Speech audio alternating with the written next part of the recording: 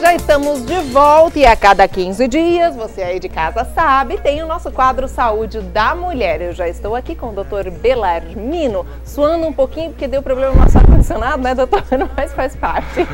Tranquilo. Doutor, quanto hoje mais o nosso... quente, melhor. É verdade, é verdade. Ainda bem que a gente ainda está nesse clima um pouquinho mais frio, né?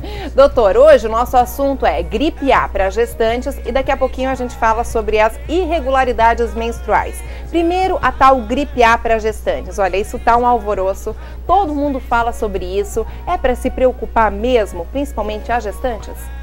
É para se preocupar porque, na verdade, a epidemia, o surto, não se tem uma estatística exata. O que chega na vigilância é o que é feito na rede pública. E nem todos os exames, até o momento, em todo o estado de Santa Catarina, eu diria até, arriscaria a nível de Brasil, são feitos na rede pública, são feitos particulares. Outros nem procuram nem rede pública nem particular. Então o que ocorre? A gente tem uma casuística que não é a verdadeira. A intenção aqui não é criar pânico, não é criar nada, é prevenção. Essa é a intenção do nosso quadro, sempre foi e vai continuar sendo. Então, só que a gestante é um ser especial, sob todos os aspectos, e ela é mais vulnerável a esse vírus devido ao fato de dividir com o filho as defesas. Tá, a imunidade da gestante, isso é fato também, isso é legal, a gente está falando para todo mundo de casa. Cai bastante a hora que fica grávida. Tanto é que tem anemia gestacional. A certo. mulher gera uma anemia... Que é normal. Que é normal, porque ela está compartilhando com o feto todos os alimentos que ela provém. O bebê seleciona os quais são úteis para ele ou não. No caso, vitaminas e proteínas. Então a criança, o feto no caso, até o nascimento, ele deixa a mãe muito depauperada, muito vulnerável a infecções, a todos, enfim. Não é doença, mas sobrecarrega muito a mulher. E daí ela não pode tomar remédios. Não pode, ter uma série de limitações, então ela fica muito vulnerável. Então eu diria assim, se você é gestante, está trabalhando, tive ainda hoje um caso no consultório. Pois é, legal a gente citar isso como exemplo. Ela era uma senhora que trabalha num local particular, então não é regido pela CLT conforme a rede estadual, federal, municipal, enfim. E nesse local há uma concentração muito grande de pessoas. E ela já está agora no 8º mês, etc. e tal. Independe do período, todas as gestantes que frequentam meu consultório e que trabalham fora, eu estou pedindo para que evitem irem ao departamento pessoal, conversem com a pessoa responsável pelo afastamento e retornem após a coisa ficar melhor situada. Porque assim também é embaçado, Suzana. E sabe o que é interessante a gente aproveitar essa deixa também e falar, doutor? Porque é o seguinte, até os próprios proprietários de empresa, muitas vezes, eles acham, não é assim, a mulher que é gestante, que está ali trabalhando para mim, não precisa sair por causa dessa tal gripe e tal, mas precisa sim. Então isso é bacana a gente estar salientando também para os proprietários. Nós gostaríamos muito, assim, que exercer a cidadania é querer aquilo que você quer para você também. É isso aí. Não só exigir dos outros. E esse momento é um momento nobre, é um momento que a mulher está gerando a vida, está contribuindo para a sociedade de várias maneiras, então ela tem que ficar reclusa, né? Evitando contatos, porque a gente nunca sabe, mesmo nós dois, se podemos estar diante de algum portador assintomático ou não. É verdade. As pessoas dão um espirro, alguma coisa, contamina. Então, locais onde haja aglomerações e tudo mais devem ser evitados para que não haja a infecção pela gripe A. É bem por aí. Ok, doutor, acho que isso aí foi uma pincelada. É um alerta só. Que a gente não poderia deixar também de falar, é muito importante, principalmente no nosso quadro Saúde da Mulher, ainda mais para gestantes, né, que é o nosso foco. Mas também o nosso tema de hoje é o seguinte, irregularidades menstruais. Isso já pode acontecer desde a adolescência, doutor? Pode, Suzana. Como? Porque não existe padrão de desenvolvimento. Então, as próprias garotas, adolescentes, meninas, começam a se comparar, primeiro já com a idade da primeira menstruação. Eu estou com 12 anos, já menstruei, e tem uma com 14 ou 15 que ainda não menstruou. Existe idade correta, melhor para menstruar? Não. Existe o ideal. A gente até já comentou isso, mas de 12 a 16. Mas, eventualmente, se antes de 16 anos a mãe fica muito preocupada, a avó, a própria garota, e quer menstruar por alguma razão, jamais fazer ou aceitar anticoncepcional para menstruar entre 12 e 16 anos. Por quê? Vai alterar completamente o desenvolvimento da criança, da garota, da adolescente, no caso, nesse período. Alterar de que forma? Parte óssea, na altura, na estatura, e a mulher ela vai ganhar uma forma meio de matrona, uma coisa mais... Gordinha, obesa. Ela vai... Porque o aporte hormonal do anticoncepcional é muito elevado. O que fazer nesses casos? Utilizar regularizador menstrual, que é uma dose. Se o anticoncepcional teria isso aqui, vamos supor que essa medida seja de 10. O regularizador tem 10% desse valor, dessa porcentagem, perdão. Então ele vai ser inofensivo, é igual uma gota numa fechadura emperrada. Você olha para uma gotinha de óleo, ela já volta a funcionar normalmente. Não vai daí influenciar no desenvolvimento da adolescente? Não vai prejudicá-la. Aí eu posso dar até um exemplo comigo mesma. Eu, por exemplo, menstruei aos 13 anos. Nessa faixa etária, eu acabei, na época não tinha essa orientação, tomei pílula para regularizar. Então isso não é viável. Não foi uma boa conduta. Tomar um anticoncepcional para regularizar a menstruação nessa faixa etária... Antes dos 16 anos, não. Tá, entendi. De jeito maneiro. Isso é um alerta então para todas as mães. Às vezes aqui na região, devido à origem europeia, as garotas com 14, 15 já estão bem desenvolvidas e as mães acham que, mas já está, é uma mulher... Não tem problema, né? Não, a idade conta sim, a idade biológica, ela tem a ver com a idade, como Demian está de aniversário hoje, com a idade biológica. Podia deixar dar parabéns para ele também, né? Claro, né? Ok, doutor, mas aí eu pergunto, a gente falou da adolescente, aí na fase adulta, qual a relação dos miomas com a irregularidade menstrual? É o seguinte, o mioma, Suzana, ele é um tumor benigno que pode ocorrer geralmente na fase em que a mulher começa, como adolescente começa a menstruar, a mulher na pré-menopausa, entre 40 e 55 anos, ela começa a reduzir a taxa hormonal.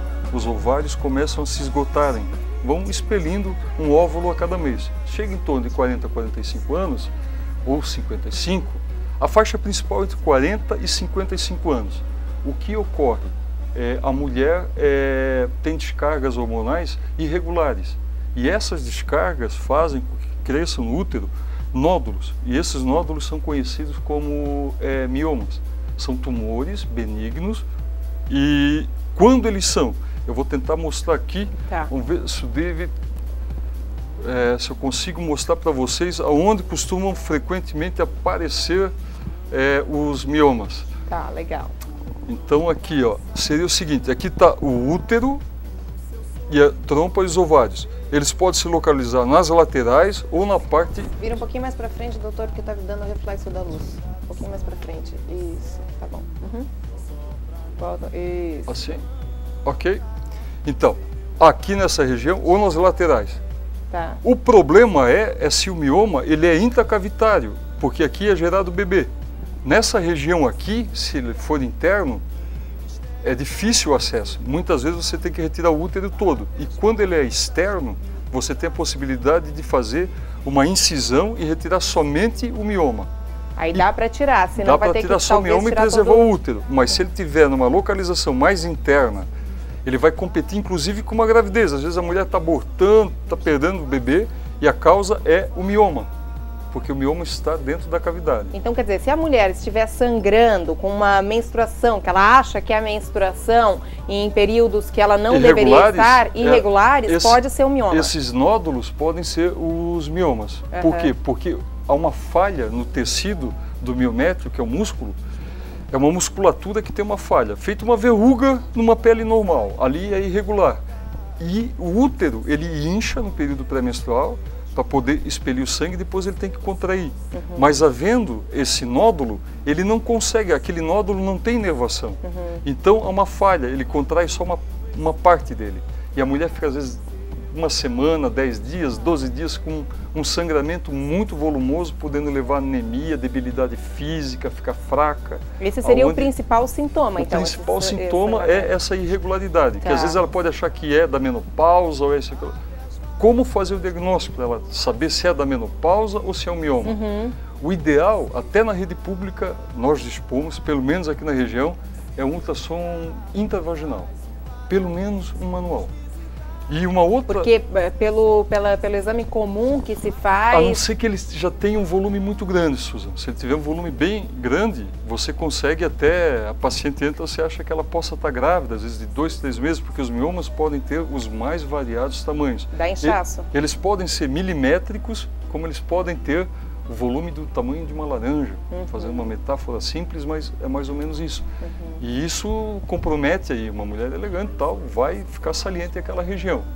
Então, com ultrassom intravaginal anual, ela já mata 2 charadas. O médico que a acompanha pode identificar se há miomas ou não, que é a causa do sangramento, e faz uma avaliação dos ovários. Porque os ovários, só com preventivo, não é o suficiente para fazer o diagnóstico de tumor. O ovário é feito através da imagem.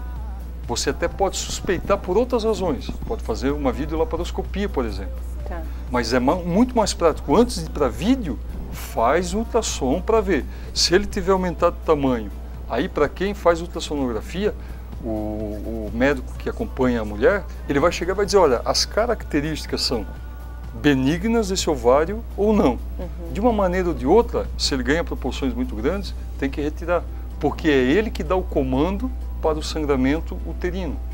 Então, o mioma vem de uma irregularidade que é rebatida pelo ovário e o ovário que dá coordenada para o útero menstruar. E existiria um tratamento fora esse de ter que tirar? Existe. Se não tiver o cisto de ovário, se for só um mioma localizado, colocando um dispositivo, atualmente já tem.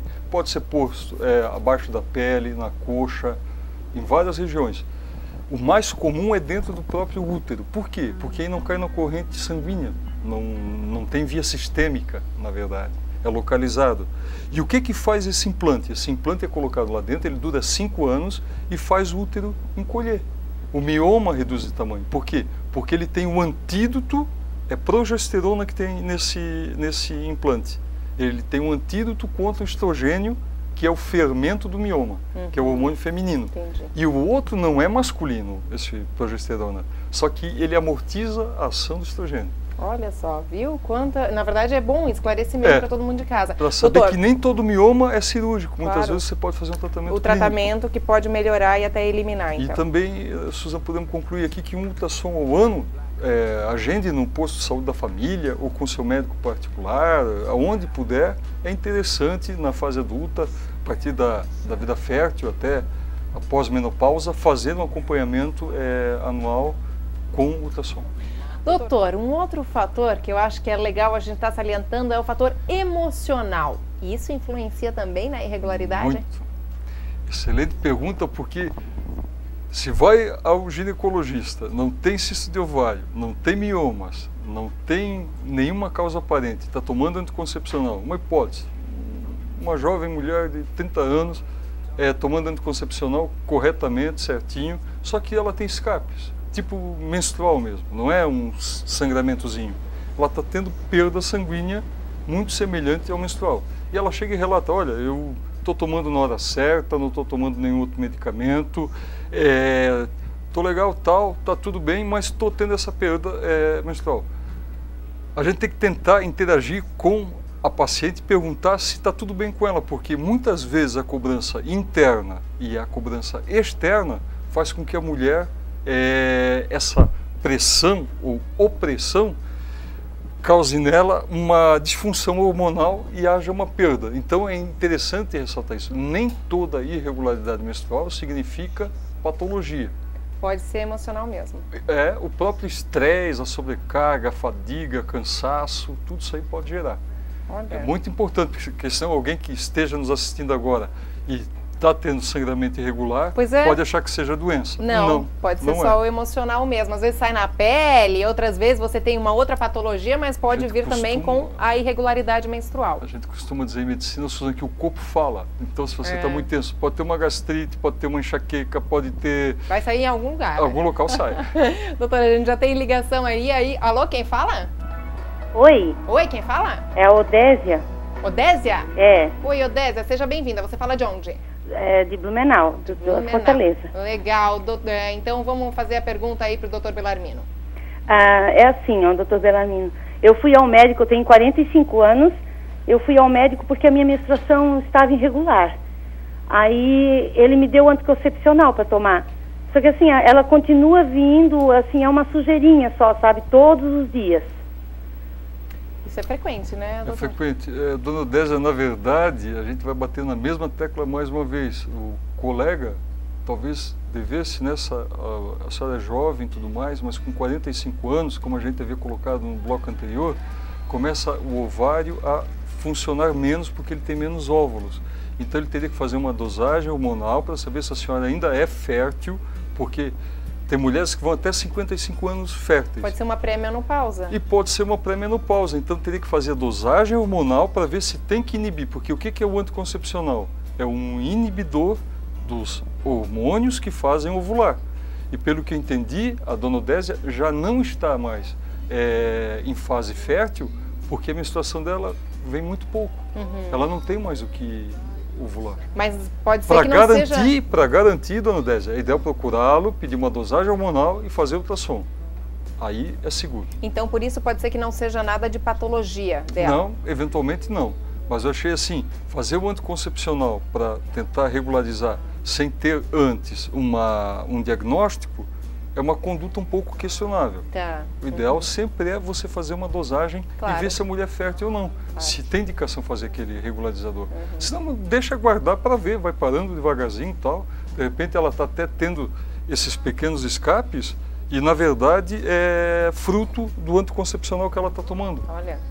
Ela pode ter uma menopausa precoce no caso até. A gente agradece então a participação aí da dona Odésia. Agora, além da pré-menopausa, na própria menopausa, isso também pode acontecer, doutor? Pode. Quando ocorre a menopausa, primeiro são 12 meses sem menstruar. Aí a gente chama de menopausa. Deu um ano sem menstruar, é menopausa. Se a cada 3, 4 meses ou 6 meses vem uma menstruação irregular, é uma pré-menopausa. E na menopausa, ocorrendo sangramento, é mais preocupante porque aí a possibilidade de patologia aumenta. Porque a função hormonal reduziu. E qual é a causa desse sangramento? Provavelmente vai ter algum probleminha, é uma patologia, a chance uma aumenta doença. um pouco mais, aumenta um pouco mais. Na vida fértil, ali dos 16 até os 45, é um período mais tranquilo. O organismo feminino costuma funcionar mais ciclicamente. E após isso ele começa igual a adolescência que a gente estava colocando. Tem meninas que com 12 anos já estão menstruando, com 13, 14 e vem mensalmente. E tem aquela que tem uma menstruação ímpar lá com 13 e vai ter a subsequente com 13 anos e meio. Depois com 14 anos e 2 meses, não há uma regularidade. Então, tanto a chegada da menstruação como a despedida dela se dão de maneira tanto regular quanto irregular. Mas uma vez na menopausa, que foi a pergunta, um ano sem menstruar e de repente começa a ter sangramento, vamos investigar porque pode ser alguma coisinha a mais. Ok, e a gente já tem mais uma ligação. Alô, quem fala? Oi, é a Fátima. Oi, Fátima, seja bem-vinda. E você, fala de onde, Fátima? Valparaíso. Valparaíso é onde? Do lado do Garcia. Ah, é aqui em Blumenau. Isso, legal. Fátima, qual a sua dúvida? É que assim, ó, eu tô amamentando, daí eu não tô menstruando. Mas antes de engravidar, eu também não estava assim, tinha mês que não vinha, tinha mês que vinha, já fiquei 2 meses sem menstruar. E eu achei que não ia engravidar, né? Então tenho um bebê de 4 meses e agora não estou menstruando. Queria saber por que eu não tinha menstruação e se depois que ele parar de mamar, se eu vou continuar. Era irregular antes da gravidez e agora depois também é irregular? Agora eu não tenho, porque eu estou amamentando, né? Mas antes eu não menstruava direito, assim, tinha mês que não vinha. Olha aí, doutor, e aí? É o seguinte, Fátima, os meses que você menstruou é sinal que você ovulou. E aí você engravidou, provavelmente, e a amamentação inibe a lactação, enquanto a mulher está amamentando, geralmente ela não menstrua ou tem um pequeno escape, provavelmente terminando a amamentação, a lactação, vai voltar a ficar irregular. É mais uma razão para a Fátima tomar bastante cuidado, caso ela queira fazer um planejamento, tomar o anticoncepcional, que ela vai vir regularmente, Fátima, e você não vai ter uma gravidez eventualmente não planejada. Se for bem-vinda, tudo bem. Mas se você quiser evitar, a tendência é, parando de amamentar, ela volta, mas de maneira, da mesma forma como era antes, irregular. Tá, mas daí, deixa eu tentar entender, uma irregularidade pode ser... Uma disfunção hormonal. Pode ser um excesso de ovulação? Não, ela tem uma disfunção. Eventualmente seja uma pessoa muito estressada, uma pessoa que trabalha muito. Eu não gosto muito desse termo porque pode parecer que seja uma coisa assim, que a pessoa é fragilizada, não. Talvez ela tenha uma sobrecarga com família, ela tenha alguém para cuidar mais, ela absorva mais, seja uma pessoa com uma sensibilidade mais acentuada. Então, aí a gente acaba no emocional, digamos assim, no psicológico. Ela vai acabar incorporando e bloqueia a menstruação. Ah, entendi. Então ela não vem menstrualmente, é uma disfunção aí. Entendi. Disfunção, não é uma irregularidade, é uma disfunção menstrual. Mas patologia não? Não, tanto é que ela engravidou, está ovulando, perfeito. Legal, então tá. Fátima, obrigada pela participação e a gente já tem mais uma ligação. Alô? Ai, caiu a ligação. Desculpa então, o pessoal não conseguiu. Caiu a ligação. Ok, obrigada, tá? Desculpa que não deu pra gente passar a ligação pra cá. Doutor, então só pra gente finalizar, conseguir concluir esse assunto, se a pessoa tiver alguma irregularidade, se tiver alguma irregularidade menstrual, pode ser problema, pode ser patologia, mas também não precisa também ficar totalmente desesperado, que pode ser que não seja só emocional. A pergunta agora da dona Fátima, as coisas ficaram até mais claras. Tem a irregularidade, tem a disfunção. No caso, a disfunção, que é o caso dela, não é uma patologia nenhuma. Então, o ideal sempre é fazer acompanhamento, como em todas as outras especialidades, para poder saber discernir entre o que é patologia e o que é saudável, o normal ou ideal.